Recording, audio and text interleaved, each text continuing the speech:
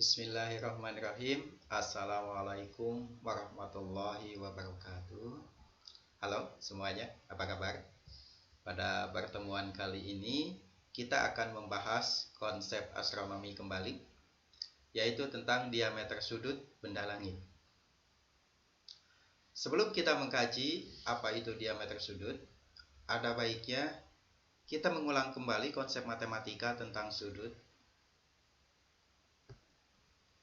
Suatu lingkaran memiliki sudut 360 derajat. Atau jika kita pindahkan satuannya ke dalam radian, maka hasilnya adalah 2pi radian.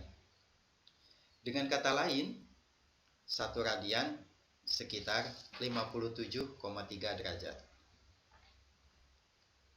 Satuan sudut lain dalam astronomi sering juga menggunakan satuan menit busur dan detik busur. Pengertian 1 radian bisa juga dinyatakan sebagai 3437,747 menit busur, atau 1 radian juga bisa dinyatakan sebagai 206.265 detik busur. Seringkali sudut juga dinyatakan dalam satuan waktu dengan prinsip kesetaraan 24 jam sama dengan 360 derajat. Sehingga 15 derajat sama dengan 1 jam, 15 menit busur sama dengan 1 menit, dan 15 detik busur sama dengan 1 detik. Baik, diameter sudut adalah suatu konsep yang digunakan dalam astronomi untuk menyatakan jarak benda langit yang sifatnya extended atau objek non-titik terhadap pengamat. Konsep ini diturunkan dari prinsip trigonometri di dalam matematika. Pada gambar dapat kita perhatikan bahwa jarak antara pengamat terhadap benda langit kita nyatakan sebagai d kecil. Sementara itu, diameter benda langit kita nyatakan dengan D besar. Nah, akan terdapat sudut yang dibentuk dari ujung-ujung diameter linear dari benda langit tersebut. Kita nyatakan sebagai diameter sudut atau delta. Satuan diameter sudut atau delta biasanya dinyatakan di dalam radian. Secara matematis, delta sama dengan D besar dibagi D kecil, yaitu diameter linear benda langit dibagi dengan jarak benda langit terhadap pengamat. Nah, apabila diameter linear benda langit ini memiliki satuan kilometer, maka jarak antara benda langit ke pengamat satuannya harus sama juga dengan kilometer. Apabila salah satu satuannya berbeda, maka kita harus memindahkan dulu satu satuan tersebut menjadi satuan yang sama. Sebagai contoh, ada soal Olimpiade Sains Kabupaten tahun 2016 tentang diameter sudut. Soalnya sebagai berikut.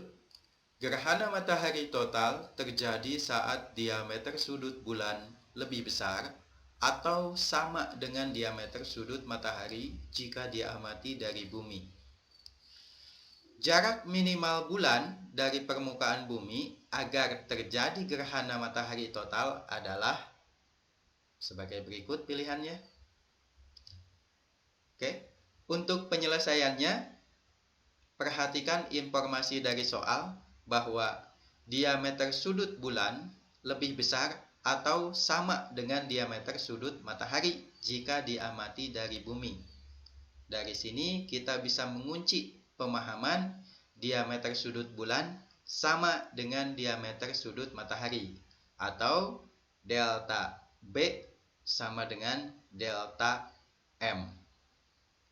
Kita turunkan pengertian delta tadi adalah D besar dibagi D kecil, sehingga diperoleh rumusnya D besar B dibagi D kecil B sama dengan D besar M dibagi D kecil M. Sehingga untuk mengetahui jarak minimal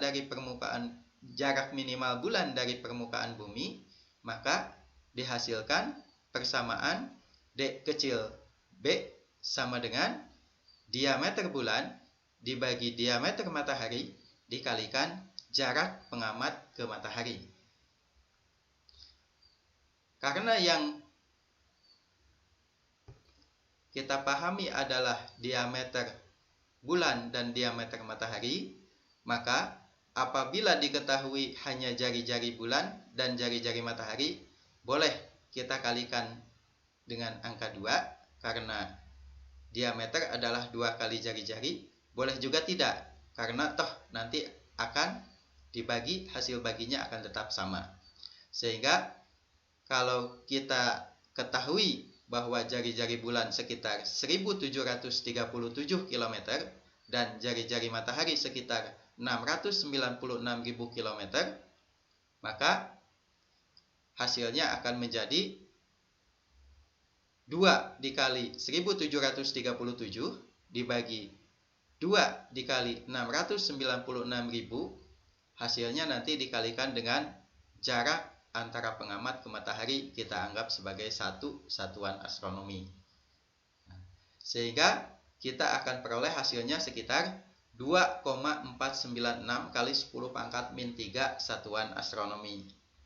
Di pilihan jawaban, angka ini tidak ada. Maka kita gunakan satuan lain, yaitu satuan kilometer, di mana pemahaman satu satuan astronomi adalah 1,496 dikali 10 pangkat 8 km. Sehingga hasilnya akan menjadi 2,496 dikali 10 pangkat min 13 dikalikan 1,496 kali 10 pangkat 8 km. Sehingga didapat 373.355 km. Jawaban ini lebih mendekati ke jawaban yang C.